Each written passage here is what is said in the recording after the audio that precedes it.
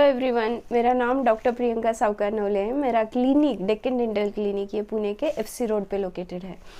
तो आज का जो वीडियो मैं बना रही हूँ स्पेशली अलाइनर ट्रीटमेंट के बारे में है कि अलाइनर ट्रीटमेंट क्या होता है और वो कैसे किया जाता है। तो अलाइनर ट्रीटमेंट क्या होता है?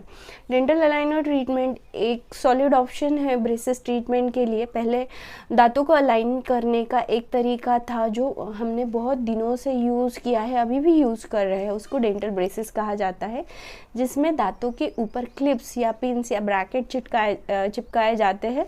उसमें से एक वायर पास होता है और उसके ज़रिए फोर्स एग्जर्ट होके दांतों का अलाइनमेंट होता है।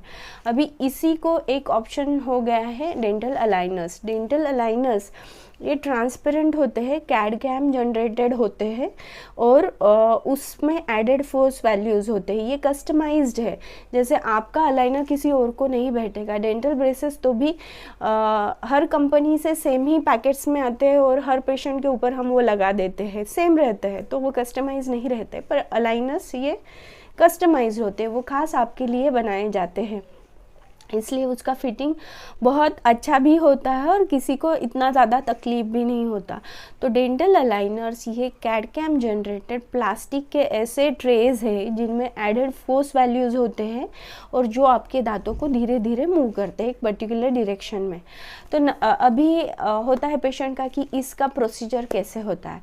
तो पहली चीज़, जिस भी दिन पेशेंट हमारे पास आता है या किसी बाहर गाँव का पेशेंट है या कहीं दूर रहने वाला पेशेंट है, तो जिनका हम वीडियो कंसल्टेशन करते हैं, तो उस टाइम पे हम मेन चीज़ ये पूछते हैं कि आपको ये ट्रीटमेंट क्यों करना है। तो वो होता है पेशेंट का चीफ कंप्लेन कि पेशेंट को स्माइल मेकओवर या अलाइनर का ट्रीटमेंट क्यों करना है। तो वो मेन रीज़न हमें बहुत ज़्यादा इम्पॉर्टेंट होता है, क्योंकि उसके अराउंड आपके ट्रीटमेंट के एम्स एंड ऑब्जेक्टिव डिसाइड होते हैं। सेकेंड होता है कि बाकी दांतों में कोई प्रोसीजर रिक्वायर्ड है क्या, कहीं पे डीके है क्या, कहीं पे रूट कनाल की ज़रूरत है क्या, वो सब एनालाइज किया जाता है। कहीं पे दांत निकालने की ज़रूरत है क्या। एक बार वो सब क्लियर हो जाता है तो इमीडिएटली हम पेशेंट का स्कैनिंग या मोल्ड्स बनाते हैं। स्कैनिंग यानी क्या होता है, दांतों का रेप्लिका किया जाता है या दांतों के वर्चुअल मॉडल्स बनाए जाते हैं, या फिर पेशेंट के दांतों के इम्प्रेशंस लिए जाते हैं, जिनको फिर हम स्टोन या ये पोर करके उनके दांतों का रेप्लिका बनाते हैं और उसको फिर स्कैन कर लेते हैं, ताकि हमारे पास आपके वर्चुअल मॉडल्स जनरेट हो जाए। उसके साथ पेशेंट को यूजुअली 2 एक्सरेज एडवाइस करते हैं। पहला होता है डेंटल ओपीजी। ओपीजी एक्सरे में यूजुअली आपके सभी दांत दिख के आते हैं, तो एक एक्सरे में आपके सभी दांत दिख जाते हैं। सेकेंड एक्सरे होता है लैटरल सेफेलोग्राम, जिसमें ऊपर वाले दांत और नीचे वाले दांतों का एंगुलेशन स्कल के साथ या ऊपर वाले जॉ के साथ या नीचे वाले जॉ के साथ स्टडी किया जाता है, जिससे कि हमें पता चले कि दांतों का मूवमेंट हमें कितना करना है, कितने दांतों को पीछे लेना है, कितने को आगे ढकेलना है, कैसे टूथ मूवमेंट करना है। तो ये 2 एक्सरेज एडवाइस किए जाते हैं। एक बार पेशेंट के ये सभी रिकॉर्ड हमारे पास आ जाते हैं, जिसमें मैंने बोला आपको कि आपके एक्सरेज बोला मैंने, और उसके बाद आपका स्कैन किए हुए मॉडल्स, उसके साथ हम पेशेंट के इंट्राओरल और एक्स्ट्राओरल फ़ोटोज़ लेते हैं। इंट्राओरल नॉर्मली 5 फोटोग्राफ्स लिए जाते हैं, एक्स्ट्राओरल यूजुअली 4 फोटोज़ लिए जाते हैं, जिसमें हमें ये देखना होता है कि पेशेंट की लिप का स्ट्रक्चर कैसा है, चिन कहाँ पे है, उस हिसाब से टूथ मूवमेंट हमें कोऑर्डिनेट करना पड़ता है।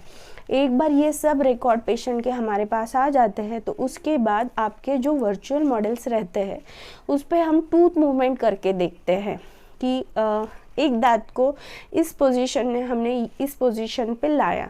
जैसे हम ये ट्रीटमेंट का आपका वर्चुअल मॉडल पे ट्रीटमेंट कंप्लीट करते हैं, तो सेम टाइम पे मल्टीपल वीडियो जनरेट हो जाते हैं जो 5 डायरेक्शन में शूट किए हुए होते हैं। जैसे ऊपर वाला वीडियो, नीचे वाले दांतों का ऊपर से वीडियो, फिर राइट साइड से वीडियो, लेफ़्ट साइड से वीडियो, सामने से वीडियो, जिसमें आपको नज़र आ जाता है कि आपका दांतों का मूवमेंट कैसे हो रहा है। इनिशियली आपका दांतों का पोजीशन कहाँ पे था और एंड में आपके दांत कहाँ पे जा रहे हैं। तो उसमें और एक चीज़ पता चलती है कि आप में कितने सेट्स रिक्वायर्ड हैं। अलाइनर ट्रीटमेंट ये सेट्स में होता है, लाइक किसी पेशेंट को 10 सेट्स रिक्वायर्ड होते हैं, किसी में 20, किसी में 30, किसी में 40। तो ये डिपेंड करता है आपके प्रॉब्लम का सिवियरिटी कितना है। एक बार आपके नंबर ऑफ सेट्स हमें पता चल जाते हैं, उसी टाइम पे आपका टोटल कॉस्ट कितना जाने वाला है वो भी पता चल जाता है। ऑब्वियसली 20 सेट्स वाले पेशेंट का कॉस्ट कम रहेगा कंपैरेटिवली 40 सेट्स वाले पेशेंट से। सो ये सब पेशेंट के साथ शेयर होता है, ये आइदर व्हाट्सएप थ्रू शेयर होता है या मेल थ्रू शेयर होता है, जिसमें पेशेंट का पहले दांत कैसे थे और पीछे कैसे जा रहे हैं उसका वीडियोस रहता है, वो 5 वीडियोस रहता है। फिर आपका ये रहता है कि टोटल सेट्स कितने रिक्वायर्ड है और टोटल ड्यूरेशन कितना रिक्वायर्ड है। ऑब्वियसली 20 सेट होंगे तो 10 मंथ्स में ट्रीटमेंट फिनिश होता है, अगर 30 सेट है तो 15 मंथ्स में सेट ट्रीटमेंट कंप्लीट होगा। ओके, तो उस हिसाब से आपको पता चल जाता है कि आपके नंबर ऑफ सेट्स कितने हैं, ट्रीटमेंट ड्यूरेशन क्या है और कॉस्ट कितना है। एक बार आपके साइड से ये सब अप्रूव हो जाता है, उसके बाद आपका स्टेज 1 यानी फर्स्ट स्टेज अलाइनर का हम बनाते हैं, जिसको 0 स्टेज कहा जाता है। 0 स्टेज अलाइनर में कोई भी फोर्स वैल्यूज़ एडेड नहीं होते, ये खाली आपको पहनने के लिए दिया जाता है ताकि आपको आइडिया आए कि अलाइनर का फिटिंग कैसे रहने वाला है और हमें पता चले कि जो आपका स्कैनिंग किया है वो करेक्ट हुआ है। अगर उसमें कुछ इशू है तो 0 स्टेज का फिटिंग अच्छा नहीं होता। एक बार वो फिटिंग अच्छा लगता है तो पेशेंट को यूजुअली 7 डेज़ के लिए वो अलाइनर्स यूज़ करने के लिए कहा जाता है, जिससे आप अलाइनर को यूज़ टू हो जाए, आपको आइडिया आ जाए कि मैं ये ट्रीटमेंट 8 महीने तक कर पाऊँगा या नहीं। उसके बाद ही हम अलाइनर का ट्रीटमेंट प्रोसीड करते हैं।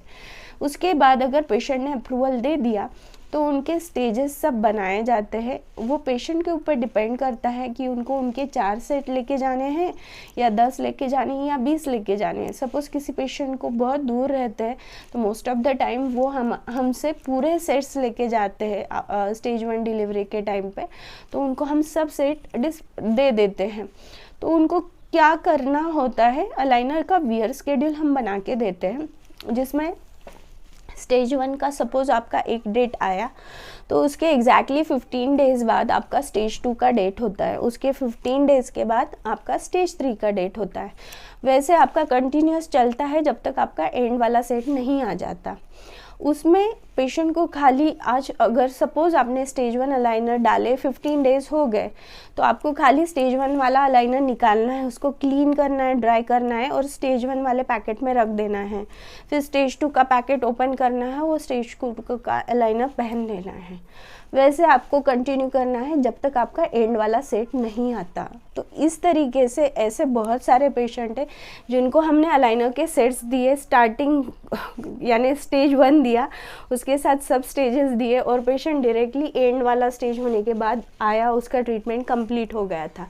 तो इस तरीके से एकदम मिनिमल डेंटल विजिट्स में आपका पूरा अलाइनर का ट्रीटमेंट हो जाता है और काफ़ी पेनलेस तरीके से हो जाता है। सो होप इस वीडियो द्वारा आपको ये एनालाइज करने में मदद हुई होगी कि अलाइनर का ट्रीटमेंट यानी क्या होता है और वो कैसे किया जाता है। So do like my channel guys, bye bye, take care.